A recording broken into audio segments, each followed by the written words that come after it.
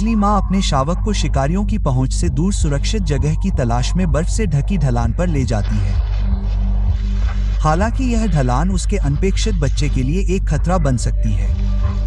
भूख, सहज ज्ञान और आज्ञाकारिता से प्रेरित होकर बच्चा कदम से कदम मिलाकर चलता है, जैसे उसकी माँ के दृढ़ कदम खुद ही कह रहे हों, हमें इसी रास्ते जाना है, तुम्हें भी साथ चलना होगा। उद्धरण चिन्ह। वह अभी छोटा है, उसकी मांसपेशियां छोटी हैं और उसकी प्रवृत्ति अभी अभी तेज हुई है। साथ में वे ऊपर की ओर बढ़ते हैं, पंजे जमी हुई परत पर पकड़ बनाने की कोशिश करते हैं। हर कदम बर्फ में लिखा एक सबक है। हवा ढलान पर वार करती है, गर्मी और सांस चुराती है, लेकिन बच्चा अपनी मां के नक्शे कदम पर चलते हुए आगे बढ़ता रहता है। इस चढ़ाई में वह अपनी दुनिया का आकार सीख रहा है। सुरक्षा कभी भी आसान नहीं होती कि सबसे कठिन रास्ते ही कभी कभी कल तक ले जाते हैं। इतने छोटे और अनपेक्षित शरीर के लिए इस जमी हुई दीवार पर हर कदम पर पहले से कहीं ज्यादा ताकत की जरूरत होती है। अपनी मां के नक्शे कदम पर चलने का सरल कार्य एक परीक्षा बन जाता है, जैसे कि हर सावधान कदम उसे दुनिया के उस किनारे पर ले जा रहा है जहां एक फिसलन उसे बर्फ से मिटा सकती है। बच्चा थकने लगता है। उसके पंजे अब आत्मविश्वास से नहीं जमते। वे भटकते हैं, खोजते हैं, अपनी मां द्वारा छोड़ी गई बर्फ में फिसलते हैं। ताकत और इच्छा शक्ति खत्म हो गई है। अब उसका संतुलन बिगड़ गया है और हर अनिश्चित कदम के साथ उसका शरीर लड़खड़ा रहा है। फिसलन उसके छोटे से दिल में डर भर देती है, लेकिन इस कठोर ढलान पर खुद को स्थिर रखने और चढ़ते रहने के अलावा कोई चारा नहीं है। माँ बीच बीच में पीछे मुड़ती है, यह सुनिश्चित करती है कि छोटा आकार अभी भी अपने रास्ते पर है या नहीं। उसके बाद आगे कदम बढ़ाती है।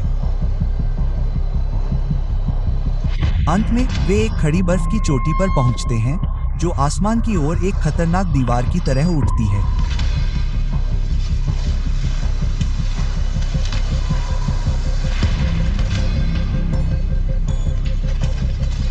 माँ खुद को ऊपर की ओर खींचती है और नीचे ढलान की ओर मुड़ जाती है। वहां उसका शावक उसके और उसके बीच चुनौती का सामना कर रहा है।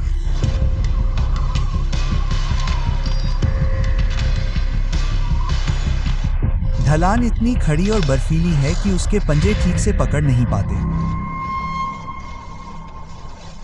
उसका हल्का शरीर सतह पर स्केटिंग करता है, काटने के बजाय।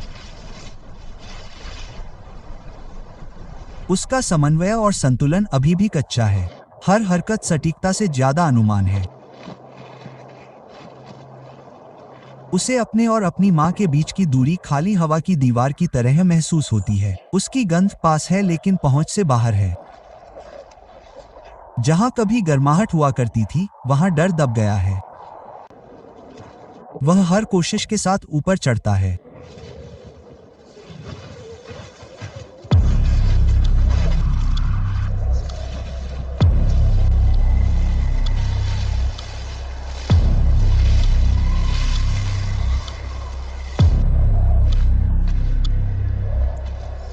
वह नीचे देखता है, हर दिल की धड़कन के साथ उसके पीछे की गिरावट को गहरा महसूस करता है, फिर खुद को ऊपर की ओर देखने के लिए मजबूर करता है। वह केवल सुरक्षा जानता है।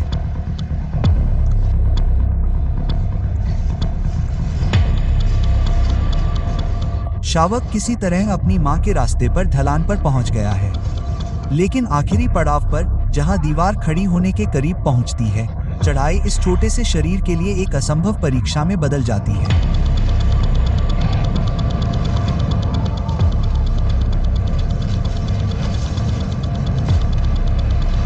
वह रिज पर चढ़ता है, थोड़ा ऊपर चढ़ता है, लेकिन उसके पंजे फिसल जाते हैं और वह पीछे खिसक जाता है। उसकी बेचारी मां ऊपर किनारे पर खड़ी है, मदद के लिए एक कदम भी नहीं रख पा रही है। अगर वह इस दीवार से नीचे उतरने की कोशिश करती है, तो वह खुद अपना पैर फिसला सकती है और उन दोनों को शून्य में खींच सकती है। कोब एक क्रूर जगह में फंस गया है, नीचे एक सीधी खाई और बर्फ की दीवार के बीच फंसा हुआ है जिसे संभालने की उसकी ताकत नहीं है। आखिरकार उसकी पूरी ताकत खत्म हो जाती है। उसके छोटे छोटे पंजे अब पकड़ नहीं पाते। फिर भी इस बार शावक हमेशा के लिए गिर जाता है। शून्य ने उसकी कांपती हुई मासूम जान मांग ली है। मां के सीने से एक फटी हुई, दर्द भरी गुर्राहट उठती है और ढलान से नीचे छोटे आकार की ओर गिरती है।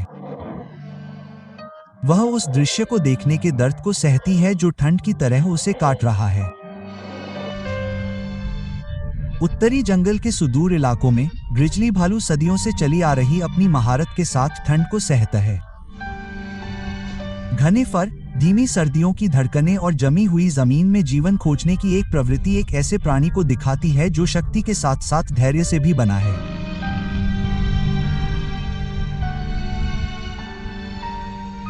बर्फ से ढके जंगलों की खामोशी में भालू हमें याद दिलाता है कि जीवित रहने के लिए अक्सर जमीन, मौसम और सभी जंगली चीजों को निर्देशित करने वाले सूक्ष्म संकेतों को सुनना जरूरी होता है।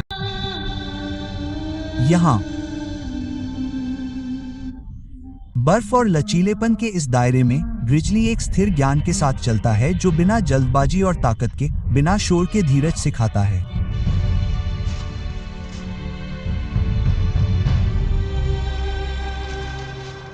खुले बर्फ के मैदान में भूरे भेड़िए एक झुंड के रूप में घूमते हैं। एक करीबी पारिवारिक समूह जो एल्क और हिरण की तलाश में एक ही रात में दर्जनों किलोमीटर तक घूम सकता है। उनका शिकार सहयोग का एक सटीक प्रदर्शन है क्योंकि वयस्क बारी बारी से गहरी बर्फ के माध्यम से शिकार करते हैं जबकि मोटे दोहरे कोट और लंबे पैर उन्हें क्रूर ठंड को सहने में मदद करते हैं। इसी जमी हुई घाटी के किनारे एक अकेली लाल लोमड़ी ध्यान से सुन रही है। उसके कान इतने संवेदनशील हैं कि वे बर्फ के नीचे चूहों और सुरंगों का पता लगा सकते हैं। लाल लोमड़ी सबसे व्यापक जंगली कैनिड है जो पाई जाती है उत्तरी अमेरिका, यूरोप, एशिया और ऑस्ट्रेलिया में पाए जाते हैं। यह जंगलों, टुंड्रा, घास के मैदानों, खेतों और शहरों में भी पाया जाता है। लाल लोमड़ियां मुख्य रूप से फुंसीदार होती हैं और सुबह और शाम के समय सक्रिय रहती हैं। वे गंध के निशान और विभिन्न प्रकार की आवाजों से संवाद करती हैं। स्वभाव से सर्वभक्षी, वे छोटे स्तनधारी, पक्षी, कीड़े, फल और अन्य जानवर खाती हैं। मौसम और स्थानीय प्रचुरता के साथ उनका आहार बदलता रहता है, जिसमें भरिंग और जामुन से लेकर जमीन पर घोंसला बनाने वाले पक्षियों के अंडे तक शामिल हैं। अतिरिक्त शिकार को सावधानीपूर्वक कठोर जमीन में दबा दिया जाता है। लोमड़ी बिखरे हुए भोजन को इकट्ठा करती है ताकि वह लंबी और भूखी सर्दियों में जीवित रह सके। इस बर्फीले क्षेत्र पर राज करने वाले बड़े शिकारियों की छाया में जीवित रहने वाला एक छोटा शिकारी। इस जमे हुए जंगल में बड़े शिकारी भोजन जाल पर हावी होते हैं, बर्फ के पार खुर वाले जानवरों के झुंड का पीछा करते हैं और अपनी संख्या को संतुलित रखते हैं। जब ये शक्तिशाली शिकारी शिकार करते हैं तो वे उनके शवों को पीछे छोड़ देते हैं, जिन पर छोटे मेहतर और अवसरवादी शिकारी कठोर सर्दियों में जीवित रहने के लिए निर्भर होते हैं। ग्रिजली भालू इस शिकारी का एक शक्तिशाली स्रोत है। उत्तरी जंगल घनी मांसपेशियों और खुदाई और अचानक गति के लिए बने कंधे के बड़े उभार से संचालित। सैकड़ों किलोग्राम वजनी ये लॉक को गिरा सकता है, बोल्डर को उलट सकता है और एक दौड़ते हुए एल्क से भी तेज दौड़ सकता है। यह भालू अपने भारी वजन के बावजूद 50 किलोमीटर प्रति घंटे से अधिक की गति से दौड़ सकता है। पूरी दौड़ में ग्रे वुल्फ लगभग 50 से 60 किलोमीटर प्रति घंटे की गति तक पहुंच सकता है, जो खुली बर्फ में भागते हुए शिकार की दूरी को कम करने के लिए पर्याप्त है। उनकी सबसे प्रसिद्ध आवाज हाउल ठंडी रात की हवा में कई किलोमीटर तक जा सकती है और इसका उपयोग क्षेत्र का विज्ञापन करने, बिखरे हुए झुंड के सदस्यों को फिर से मिलाने और प्रतिद्वंद्वियों को समूह के आकार का संकेत देने के लिए किया जाता है। ग्रे वुल्फ भी झुंड के भीतर आश्वासन, चंचलता में सूक्ष्म परिवर्तन का उपयोग करके गुर्राने, भौंकने, कराहने और चिल्लाने की एक समृद्ध श्रृंखला का उत्पादन करते हैं।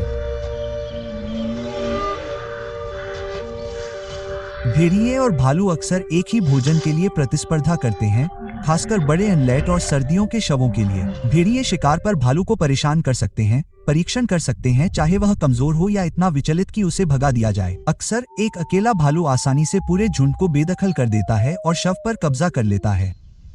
दोनों प्रजातियां एक दूसरे के बचे हुए भोजन को भी इकट्ठा करती हैं, जिससे इस कठोर, सीमित संसाधनों वाले वातावरण में संतुलन बिगड़ता है।